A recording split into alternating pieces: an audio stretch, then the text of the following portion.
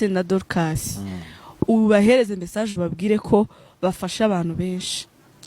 Nanjye ndimo. Wow. Ego ndimo ndi umufana w'indirimbo zabo buri kantu kose baba bafite mu ndirimbo bandika n'ubuzima bwanjye bwa buri munsi n'ubuzima bwa buri muntu ukurikiye kino kiganiro. Ubashimire ubahereze courage. Ndabizi ko hari abandi bantu nyine batabona ukuntu baza kubivuga ako njyewe ndabavugiye. Ndabizi barahari ndabavugiye.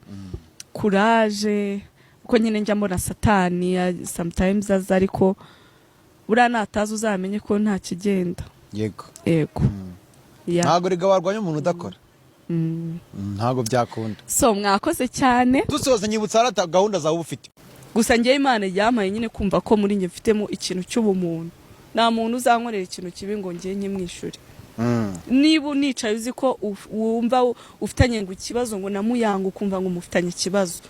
Nitunahura uzagira ngo ahubwo nkubereye indyarya. Kuko uzabona ibyo nkweretse ugira ngo wenda n'uburyarya. Ariko ngewe narabyutse rimwe mu gitondo nsanga mfitemo ubumuntu muri nge. Umuntu muri wowe. Abantu benshi nseka nabo n'abantu bankorera ibintu bibi. Sometimes hari n'abantu bambwira wori igicucu. No uburyarya muya. Oya ntago ari uburyarya. Hari n'abantu bambwira ngo ariko wowe uruzuye ndabyibagirwa. Nshaka guhura na gutya nawe nzi kuri umuntu mubi. Nkashiduka ndi kuganira nawe turi kuganira ndi kukugira inama. Rero nyine hari umuntu ushaka kubifata nk'uburyarya ariko hari n'abandi bavuga ati muya uri igicucu. Ntago uriya muntu twakubwiye ko gutya na gutya. Ariko nawe sinzi version ye. Ntabwo araza ngo amagare imbere yambwire ngo ndakwanga.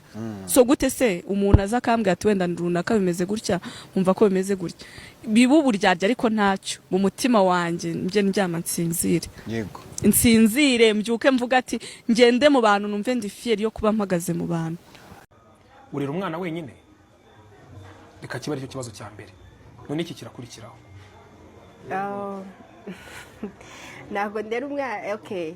Ndera umwana njyenyine ariko nago nkora inshingano njyenyine. Okay. Urera umwana wenyine ariko byinshi wenda mu buryo buri financial papa we hari ibyo akora. Nyine mu buryo buri financial umwana akenera ibintu byinshi. Yego nyine ndikubwira ndera umwana njyenyine kwa single mom ariko ntago nkora inshingano njyenyine nzifatanya na papa. Okay. Yeah. So niki cyahindutse rero nyuma yo kumenya ko ugiye kuzagira umwana wenyine? Icyahindutse nuko nyine ngomba kuba mama nkabana na papa. Okay.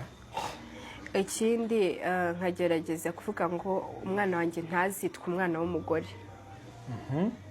Kubera ko burya hari ukuntu abantu bafata ijambo umugore bakarisuzugura.